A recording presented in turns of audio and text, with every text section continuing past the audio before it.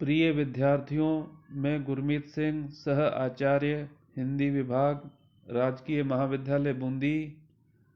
आज के मेरे ई व्याख्यान का विषय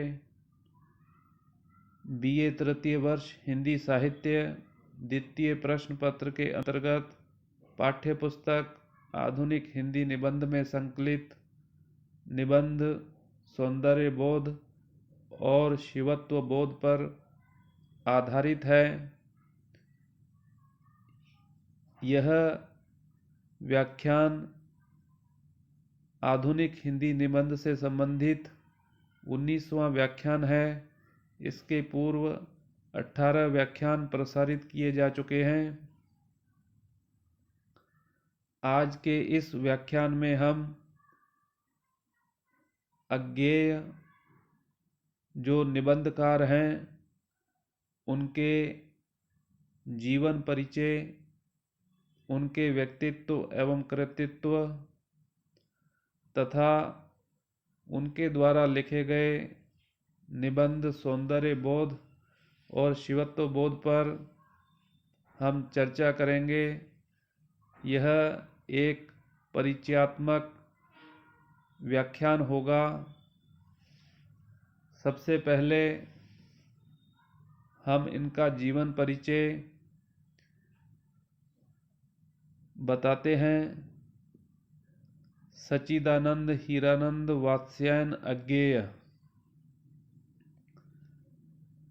प्रश्न पूछा जा सकता है कि अज्ञेय का पूरा नाम बताइए, तो आपका उत्तर होगा सच्चिदानंद हीरानंद वात्स्यायन अज्ञेय। अज्ञेय इनका उपनाम था। इनका जन्म 1911 ईस्वी तथा देहावसान 1987 ईस्वी में हुआ था। आधुनिक हिंदी साहित्य के बहुआयामी तथा विलक्षण व्यक्तित्व के स्वामी अज्ञेय हिंदी के बड़े रचनाकार हैं। अर्थात हिंदी साहित्य के आधुनिक काल को यदि हम देखते हैं तो अज्ञेय उन कुछ चुनिंदा रचनाकारों में शामिल हैं जिन्होंने अपनी रचना धर्मिता से हिंदी साहित्य को अभूतपूर्व अपना योगदान प्रस्तुत किया है। स्वतंत्रता आंदोलन के दौरान क्रांतिकारी के रूप में वे जेल भी गए। बीएससी तक शिक्षा प्राप्त करने के बाद उन्होंने अंग्रेजी, संस्कृत तथा हिंदी साहित्य का गहन अध्ययन किया। उनका जीवन क्रांतिकारी तथा यायावरी का रहा, अतः वे किसी व्यवस्था से बंधकर नहीं रह सके। यह उनकी विशिष्ट पहचान है। यायावरी कहते हैं घुमक्कड़ जीवन। सैनिक, प्रतीक, नया प्रतीक तथा दिनमान जैसे पत्रों का उन्होंने संपादन किया। 4 पत्रों का उन्होंने संपादन किया था, जिसमें सैनिक, प्रतीक, नया प्रतीक तथा दिनमान। तो शेखर एक जीवनी, नदी के द्वीप तथा अपने अपने अजनबी जैसे चर्चित उपन्यासों की रचना की। इनके कुछ महत्वपूर्ण उपन्यास हैं, जिसमें शेखर एक जीवनी, नदी के द्वीप तथा अपने अपने अजनबी। उन्होंने कहानी, नाटक, आलोचना आदि हर विधा में उच्च कोटि का लेखन किया। अर्थात कहने का अभिप्राय यह है कि कवि होने के साथ साथ अज्ञेय एक प्रमुख व संपन्न गद्यकार भी कहे जा सकते हैं। गद्य की लगभग हर विधाओं पर उन्होंने अपनी लेखनी चलाई है एवं उन्होंने अपने लेखन के माध्यम से हर विधा को समृद्ध किया है।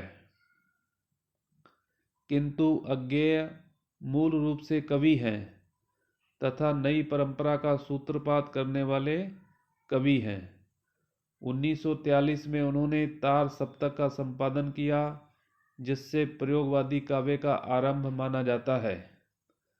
तार सप्तक का संपादन हिंदी साहित्य के इतिहास में एक ऐतिहासिक घटना बन गया। उसके बाद उन्होंने 3 और सप्तकों का संपादन किया, अर्थात कुल मिलाकर 4 सप्तक निकाले। लेकिन जो उनका प्रथम तार सप्तक था, इसके बारे में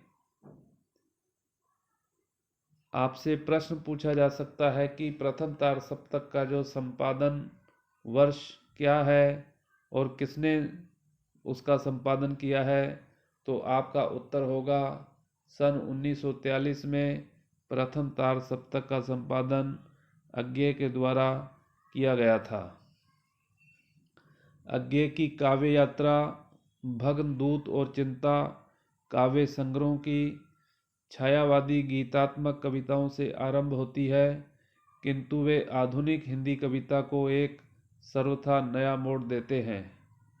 इत्यलम, हरी घास पर क्षण भर, बावरा अहेरी, इंद्रधनुष रोंदे हुए, अरी ओ करुणा प्रभामय, सागर मुद्रा, आंगन के पार द्वार, कितनी नावों में कितनी बार उनके प्रमुख काव्य संग्रह हैं। सदा नीरा के 2 खंडों में उनकी समस्त कविताएं प्रकाशित हैं। हिंदी साहित्य का जो श्रेष्ठ पुरस्कार होता है, ज्ञानपीठ पुरस्कार, वह इन्हें प्राप्त है। इनकी जो रचना है कितनी नावों में कितनी बार पर। अज्ञेय प्रयोगशील कवि थे। उनमें संवेदना के साथ एक सजग बौद्धिकता है। यह बौद्धिकता उनकी संवेदना को नियंत्रित करती है तथा कभी नवीन सूक्तियों के रूप में, तो कभी व्यंग्य के रूप में, तो कभी युग चिंतन और बोध के बिंब विधान के रूप में व्यक्त होती है। उनकी बौद्धिकता उनकी संवेदना तथा अनुभूति से अंतरंग भाव से जुड़ी हुई है। उनकी कविताओं में स्वर वैविध्य भी उनकी बौद्धिकता के कारण ही है। संवेदना तथा बौद्धिकता की यह सहयात्रा अज्ञेय के काव्य को रूमानी परंपरा से अलग कर नए सौंदर्य बोध से संपृक्त करती है। उनकी छोटी छोटी कविताएं सौंदर्य और प्रभाव की दृष्टि से विशिष्ट और सक्षम हैं। अज्ञेय में व्यंग्य की गहरी क्षमता है। आंगन के पार द्वार जैसी लंबी कविताओं में उनकी अनुभव संपन्नता तथा नव रहस्यवादी दृष्टि को अभिव्यक्ति मिली है। अज्ञेय के काव्य की भाषा सजग एवं समर्थ है। वे शब्द के प्रयोग तथा उसे नई अर्थवत्ता प्रदान करने के प्रति पूर्ण जागरूक हैं। वे अपनी कविता पंक्तियों में अर्धविराम तथा कोलन तक का प्रयोग बहुत सावधानी से करते हैं। वे कवि कर्म को नितांत व्यक्तिगत तथा आत्मनिष्ठ कर्म मानते हैं। इसीलिए कभी कभी उनकी कविताएं शुष्क और दुरूह भी हो गई हैं। उनकी कविता का स्वर मूलतः व्यक्तिवादी है, अर्थात उनको व्यक्तिवादी रचनाकार कहा जा सकता है। आधुनिक युग के सर्वाधिक विवादास्पद तथा चर्चित कवि व्यक्तित्व अज्ञेय का रचनाकार असाधारण था। अब हम चर्चा करते हैं आपके पाठ्यक्रम में जो उनके द्वारा रचा गया लिखा गया निबंध है, वह सौंदर्य बोध और शिवत्व बोध, उसका क्या सार संक्षेप है, उसमें मुख्य रूप से उन्होंने क्या विचार व्यक्त किए हैं। अज्ञेय का संपूर्ण लेखन गंभीर तथा चिंतनपरक है। प्रस्तुत निबंध इसका अच्छा प्रमाण है। आपसे प्रश्न भी पूछा जा सकता है कि अज्ञेय द्वारा कौन सा निबंध आपके पाठ्यक्रम में लिखा गया है, तो आपका उत्तर होगा सौंदर्य बोध और शिवत्व बोध। इस निबंध में वे स्थापित करते हैं कि आलोचक का मुख्य कार्य साहित्य में जीवन मूल्यों की प्रतिष्ठा को देखना होता है। जो सौंदर्य बोध और शिवत्व बोध निबंध है, उसमें उन्होंने यह चीज़ स्थापित की है कि जो आलोचना है या आलोचक का जो मुख्य कार्य होता है, वह साहित्य में जीवन मूल्यों की प्रतिष्ठा को देखना होता है। उनका मानना है कि बिना मूल्यों अथवा प्रतिमानों के साहित्य का मूल्यांकन नहीं हो सकता। इसलिए वे मानते हैं कि समीक्षक को बहुपठित और शास्त्रों का ज्ञानी होना चाहिए, तभी वह साहित्य के उदात्त द्रव्यों की परंपरा को समझ सकता है। अज्ञेय मानते हैं कि मूल्यों का स्रोत मानव का विवेक होता है, बुद्धि या विवेक को कह सकते हैं, और सौंदर्य बोध भी मानव बुद्धि का ही व्यापार है।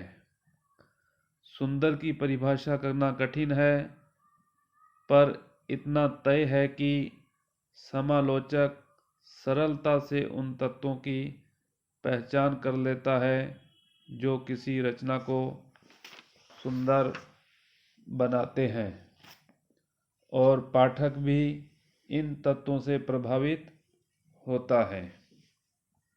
अज्ञेय रेखांकित करते हैं कि जो रचना सुंदर है उसके प्रतिमान कहीं न कहीं नैतिक भी होते हैं। समालोचक रचना में जब सुंदरता के प्रतिमान खोजता है तो नैतिक प्रतिमानों की चर्चा करता है। ये नैतिक प्रतिमान ही शिवत्व बोध संबंध रखते हैं। शिवत्व का अर्थ होता है कल्याणकारी, लोक कल्याणकारी। कहने का तात्पर्य यह है कि जो सुंदर है उसे शिव अर्थात कल्याणकारी भी होना चाहिए। सुंदर और शिव अलग अलग नहीं है, प्रत्युत एक ही है। अर्थात कहने का अभिप्राय लेखक या निबंधकार अज्ञेय के द्वारा जो प्रस्तुत निबंध लिखा गया है, सौंदर्य बोध और शिवत्व बोध, उसमें इसी विचारों की प्रधानता है कि सुंदरता का क्या मापदंड होना चाहिए और शिवत्व का क्या मापदंड होना चाहिए। सौंदर्य बोध का संबंध किससे है, इस पर भी लेखक ने कहा है कि सौंदर्य बोध बुद्धि का व्यापार या काम है। जिन तत्वों के आधार पर हम बुद्धि द्वारा सौंदर्य को पहचानते हैं, उनकी कसौटी मानव का अनुभव है। अज्ञेय जी के अनुसार सौंदर्य बोध क्या है, इसका भी उत्तर देते हुए स्वयं लेखक ने कहा है कि जो गोचर अनुभव का कार्य कारण ज्ञान के सहारे बुद्धि द्वारा प्राप्त किया हुआ निचोड़ ही हमारे सौंदर्य बोध का आधार है। शिवत्व के प्रतिमान किससे उद्भूत होते हैं? शिवत्व या नैतिकता के प्रतिमान भी मानव विवेक से उद्भूत होते हैं। इस प्रकार कला हमें आनंद देती है, हमारा उन्नयन करती है। लेखक ने इसका भी कारण बताया है कि कला में सौंदर्य बोध और नैतिक यानी शिवत्व बोध के रहने से कला हमें आनंद भी देती है और हमारा उन्नयन भी करती है। तो विद्यार्थियों, आज के इस व्याख्यान में हमने निबंधकार अज्ञेय के जीवन परिचय, उनके व्यक्तित्व एवं कृतित्व तथा उनके द्वारा लिखे गए निबंध सौंदर्य बोध एवं शिवत्व बोध पर परिचयात्मक चर्चा की है। अतः आज का व्याख्यान यहीं समाप्त होता है। अगला व्याख्यान अगले वीडियो में प्रसारित किया जाएगा।